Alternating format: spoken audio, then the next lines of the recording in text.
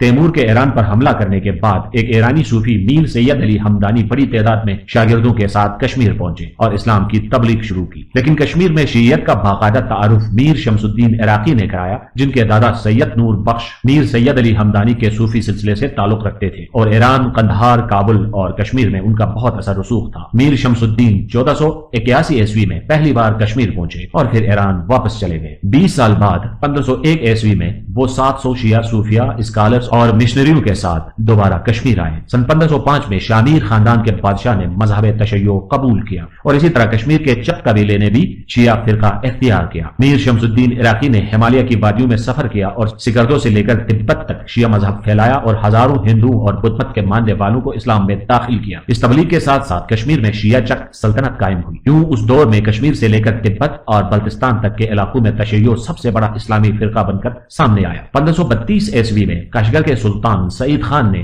مرزا حیدر دغلات کی سربراہی میں ایک فوج کشمیر بھیجی۔ مرزا حیدر دغلات سعید خان کی موت کے بعد آگرہ میں مغل بادشاہ ہمایوں کے پاس بھاگ گیا۔ اس زمانے میں کشمیر میں شیعہ فرقے کو پھلتے پھولتے دیکھ کر کشمیر سے ہی تعلق رکھنے والے کچھ ملاؤں نے ہندوستان میں اس وقت کے بادشاہ اکبر سے رابطہ کیا اور کشمیر پر حملے کی دعوت دی۔ 1540 عیسوی میں مغل فوج مرزا حیدر دغلات کی سربراہی میں کشمیر پر حملہ آور ہوئی، جس کے نتیجے میں کشمیر سے چک حکومت ختم ہوئی۔ کشمیر میں مرزا دغلات کا دور خوف اور دہشت کا دور تھا اور شیعوں کے پاس تقیہ پر عمل کرنے کے سوا کوئی چارہ نہیں تھا۔ اس نے ناصبی ملاؤں سے سید محمد نور بخش کی تصنیف کردہ کتابوں کے بارے میں فتویٰ طلب کیا اور انہیں ان کتابوں پر گمراہ کن ہونے کا حکم لگایا۔ مرزا حیدر دغلات اپنی کتاب تاریخ رشیدی میں لکھتا ہے، کشمیر کے ان لوگوں میں سے جو اس کفر میں مبتلا تھے یعنی شیعہ تھے، ان میں سے بہت سو کو میں نے بخوشی یا زبردستی صحیح عقیدے پر واپس لایا اور اکثر کو میں نے قتل کر دیا اور کچھ نے تصوف میں پناہ لی۔ 1550 عیسوی میں ناصبی اشرافیہ سے تعلق رکھنے والے حاجی بانڈے، مولوی قاضی ابراہیم اور قاضی عبدالغفور کی سفارش پر اس نے شیعہ محلوں پر حملہ کر دیا اور انہیں تباہ کر دیا۔ میر شمس الدین عراقی کی قبر کھودی گئی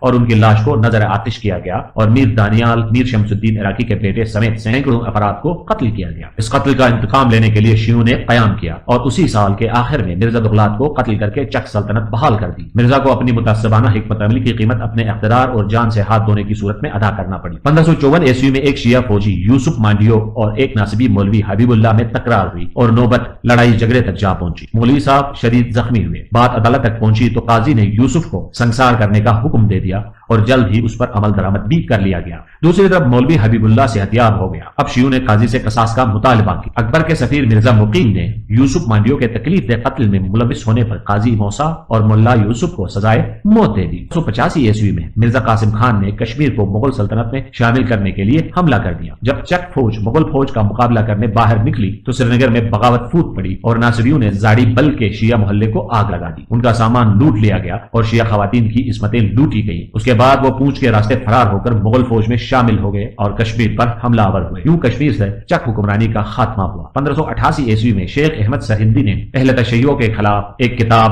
رد روافظ لکھی، جو برصغیر میں اہل تشیع کے خلاف لکھی جانے والی پہلی کتاب ہے۔ اس میں وہ لکھتے ہیں کہ علماء نے فرمایا ہے کہ جب شیعہ حضرات شیخین، ذوالنورین اور ازواج مطہرات کو گالی دیتے ہیں اور ان پر لعنت بھیجتے ہیں تو بروئے شرع کافر ہیں، لہذا بادشاہ اسلام اور نیز عام لوگ ان پر حملہ کریں اور ان کو قتل کریں، ان کا قلع کما کریں، ان کے مکانات کو برباد و ویران کریں اور ان کا مال و اسباب چھین لیں۔ یہ سب مسلمانوں کے لیے جائز ہے۔ جہانگیر کے دور میں کشمیر کا گورنر اعتقاد خان عام عوام پر ظلم و ستم روا رکھتا تھا۔ اس نے شیعہ شہریوں کو بے دردی سے کچل دیا۔ اس زمانے میں نقشبندی صوفی خواجہ خاوند محمود اور شیخ احمد سرہندی کے کچھ شاگرد بھی کشمیری شیعوں کے خلاف مہم چلا رہے تھے۔ 1636 عیسوی میں جب لوگ پھل چن رہے تھے تو ایک شیعہ اور ایک ناصبی کے مابین مذہبی بحث ہوئی، جس سے عام بلوا شروع ہو گیا اور شیعہ محلوں پر حملے شروع ہو گئے۔ زاڈیول کا شیعہ محلہ پھر سے تباہ ہو گیا، رہائشیوں کو ذبح کیا گیا اور میر شمس الدین عراقی کا مقبرہ جل کر زمین بوس ہو گیا۔ 1684 عیسوی میں چوتھی نسل کشی کا آغاز شیعہ تاجر عبدالشکور اور ایک سنی گاہک کے مابین معمولی سی تلخ کلامی سے ہوا۔ عبدالشکور پر الزام تھا کہ انہوں نے صحابہ کرام کی توہین کی ہے اور ایک مقامی عالم نے ان کے خلاف فتویٰ جاری کر دیا۔ گورنر ابراہیم خان نے انہیں سلامتی کی پیشکش کی اور صورتحال پر قابو پانے کی کوشش کی، لیکن سنی علماء باہر سے پشتون قبائلیوں کا لشکر لانے میں کامیاب ہو گئے، جس کی سربراہی الف خان، فرید خان اور مرزا مقیم نام نام کے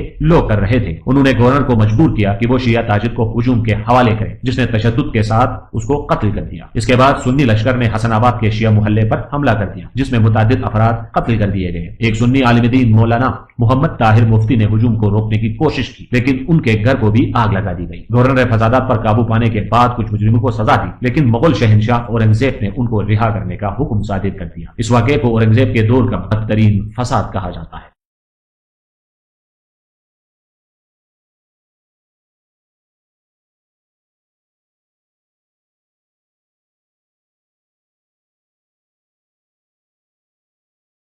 سن 1719 عیسوی میں ایک ناصبی ملا عبد الغنی، جنہیں مہتوی خان بھی کہا جاتا ہے، دہلی میں شہنشاہ محمد شاہ رنگیلا کے ہاں شیخ الاسلام کی خلعت حاصل کرنے کے بعد کشمیر آ گئے۔ انہوں نے ایک فتویٰ جاری کیا جس میں ہندوؤں پر گھوڑوں کی سواری، سر ڈھکنے اور قابل احترام لباس پہننے پر پابندی عائد کر دی گئی، اور ساتھ ہی ان پر اپنے بچوں کو اسلامی مدرسہ بھیجنا بھی لازمی قرار دیا گیا اور ان پر جزیہ بھی نافذ کر دیا گیا۔ گورنر نے اس فتویٰ کو نافذ کرنے سے انکار کر دیا۔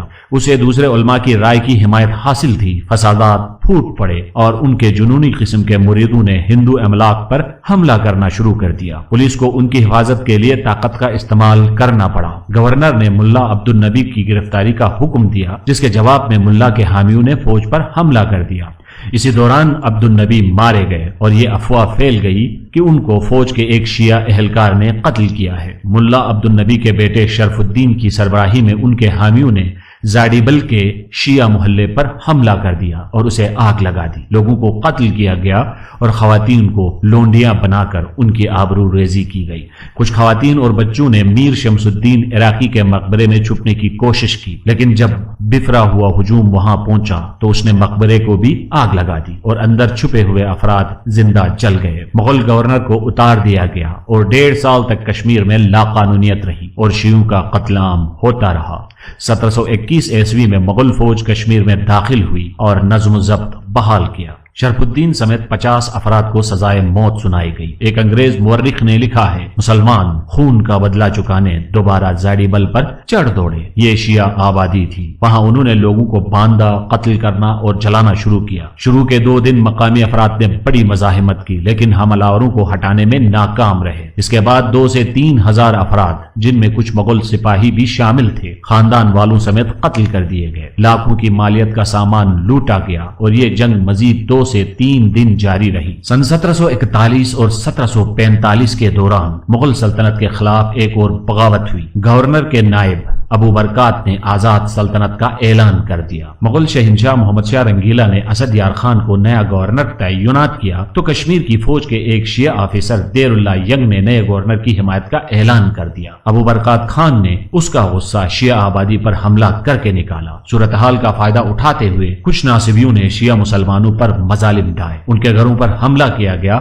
اور انہیں بھاری بتہ اور جرمانے ادا کرنے پر مجبور کیا گیا۔ سن 1762 عیسوی تا 1764 عیسوی میں کشمیر کے افغان گورنر بلند خان بامزئی کے دور میں یہ افواہ پھیل گئی کہ کچھ شیعوں نے ایک صوفی بزرگ حبیب اللہ نوشیری کے بارے میں منفی تبصرے کیے ہیں۔ مشتعل ہجوم نے زاڈیبل پر پھر حملہ کیا اور شیعوں کے مکانات کو نظر آتش کر دیا گیا۔ بلند خان نے توہین صحابہ کے الزام میں شیعوں کی گرفتاری کا حکم دیا۔ ان کے ناک اور کان کاٹ کر انہیں ذلیل کیا گیا اور ان پر بھاری جرمانے عائد کیے گئے۔ 1765 میں ایک شیعہ عالم حافظ عبداللہ کا سر اپنے مسلک کے تبلیغ کرنے کے جرم میں قلم کیا گیا۔ 1803 عیسوی میں دوبارہ فرقہ وارانہ فسادات پھوٹ پڑے۔ مقامی ناصبی اور انتہا پسند پشتون شیعہ محلوں پر حملے کرنے کے لیے اکٹھے ہو گئے۔ انہوں نے سامان لوٹ لیا اور خواتین کی عزتیں لوٹی۔ برطانوی ریکارڈ کے مطابق افغانوں کے زمانے میں شیعوں کو محرم کا سوگ منانے کی اجازت نہیں تھی۔ عبداللہ خان کے زمانے میں، جس نے اپنے آپ کو کابل کے تخت سے آزاد کر لیا تھا، شیعوں نے محرم کا سوگ منانے کی کوشش کی۔ ان پر حملہ کیا گیا، لوٹ مار کی گئی اور ان کے گھر جلائے گئے۔ ان میں سے تقریباً 150 لوگوں کو اکٹھا کیا گیا اور ایک رسی سے باندھ کر بازاروں میں انہیں گھمایا گیا۔ 1819 عیسوی میں سکھوں نے کشمیر فتح کر لیا۔ یہ وہ زمانہ تھا جب اودھ، بہار بہار اور بنگال میں سید احمد بریلوی اور شاہ اسماعیل دہلوی جہادی لشکر کی تیاری کے ساتھ ساتھ آزاداری پر حملے کر رہے تھے۔ ایک انگریز پروفیسر لکھتی ہیں، دوسری قسم کے امور جن سے سید احمد بریلوی شدید پرخاش تھے وہ تھے تشیع۔ انہوں نے مسلمانوں کو تعزیے بنانے سے خاص طور پر منع کیا جو شہدائے کربلا کے مزارات کی شبیہ تھے، جن کو محرم کے جلوسوں میں اٹھایا جاتا تھا۔ شاہ اسماعیل دہلوی نے لکھا، ایک سچے مومن کو طاقت کے استعمال کے ذریعے تعزیہ توڑنے کے عمل کو بت توڑنے کے برابر سمجھنا چاہیے۔ اگر وہ خود نہ توڑ سکے تو اسے چاہیے کہ وہ دوسروں کو ایسا کرنے کی تلقین کرے۔ اگر یہ بھی اس کے بس میں نہ ہو تو اسے کم از کم دل میں تعزیے سے نفرت کرنی چاہیے۔ سید احمد بریلوی کے سوانح نگاروں نے بلا شبہ تعداد کے معاملے میں مبالغہ آرائی کرتے ہوئے سید احمد بریلوی کے ہاتھوں ہزاروں کی تعداد میں تعزیے توڑنے اور امام بارگاہوں کے جلائے جانے کا ذکر کیا ہے۔ شہنشاہ اورنگزیب کے دور سے شیعوں پر سنیوں کی جامع مسجد سری نگر کے لیے ہر سال نئے قالین مفت فراہم کرنا لازم قرار دیا گیا تھا۔ 1831 عیسوی میں انہوں نے مبینہ طور پر قالینوں کی فراہمی میں تاخیر کر دی اور امام بارہ زاڈیبل میں محرم کی مجلس میں استعمال شدہ قالین سنی مسجد کو دے دیے۔ جب یہ خبر شہر تک پھیل گئی تو ایک ہجوم نے شیعہ محلے پر حملہ کر دیا، قیمتی سامان لوٹ لیا گیا اور خواتین کو زیادتی کا نشانہ بنایا گیا، یہاں تک کہ کچھ سنی مردوں نے شیعہ خواتین کے جنسی اعضاء کاٹ لیے۔ برطانوی ریکارڈ میں بھی اس دور کے ایک واقعہ کا ذکر ہے۔ گورنر باما سنگھ کے زمانے میں شیعوں نے محرم الحرام کی رسومات ادا کرنے کی کوشش کی، لیکن مشتعل سنی ہجوم نے ان پر حملہ کر دیا۔ ان میں سے 15 افراد کو موت کے گھاٹ اتار دیا گیا اور ان کا سامان، مال و اسباب لوٹ لیا گیا۔ اس ظلم کی وجہ سے 200 سے 300 کے قریب ایرانی تاجر کشمیر چھوڑ کر چلے گئے۔ 1831 عیسوی تک پشاور پر سید احمد بریلوی کی حکومت ختم ہو چکی تھی اور مئی کے مہینے میں وہ کشمیر کی طرف فرار کرتے ہوئے بالاکوٹ کے مقام پر سکھوں کے ہاتھوں قتل ہوئے۔ سن 1872 عیسوی میں ایک سنی صوفی بزرگ سید محمد مدنی کے مزار پر سالانہ عرس تھا۔ عرس کے دوران سنیوں نے شیعہ مسجد کے ایک حصے کو منہدم کر دیا۔ شیعوں نے اکٹھا ہو کر حملہ آوروں کو زد و کوب کیا۔ یہ خبر شہر میں پھیل گئی اور سنی ہجوم نے فجر کے وقت شیعہ محلے پر حملہ کر دیا۔ حکومت نے تیزی سے کام کیا اور 1000 کے قریب افراد کو گرفتار کیا۔ تفتیش کے بعد کچھ مشتعل افراد کو 2 سے 3 سال قید کی سزا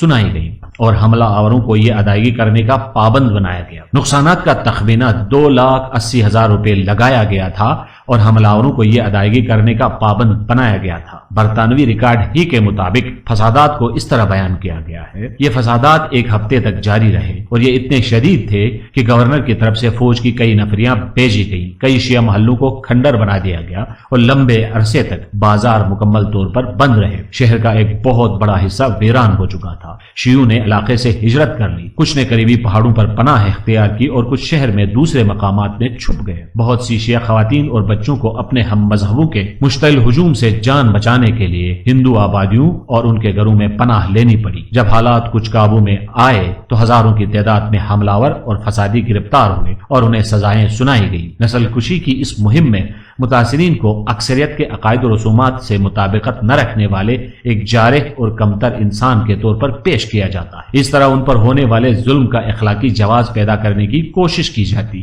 کتاب تاریخ حسن میں پیر غلام حسن شیعہ تاراج کے عنوان سے قائم کیے گئے باب کے آغاز میں اس مسلسل اور ظالمانہ قتل عام کی وکالت کی کوشش کرتے ہیں۔ وہ لکھتے ہیں کہ کشمیری شیعہ تعصب اور کینہ رکھنے میں معروف ہیں اور یہ کہ ہر 30-40 سال بعد ان کا قتل عام اصل میں مکافات عمل ہے۔ وہ اس بات پر کوئی اعتراض نہیں کرتے کہ اکثر واقعات میں متاثرین کو انصاف کیوں فراہم نہیں کیا گیا۔ البتہ جب 1871 عیسوی کے تاراج کے بعد رنبیر سنگھ کی حکومت نے بلوائیوں کو گرفتار کیا اور جرمانہ عائد کیا تو مصنف نے اس اقدام کو سنیوں کے خلاف ہندوؤں کا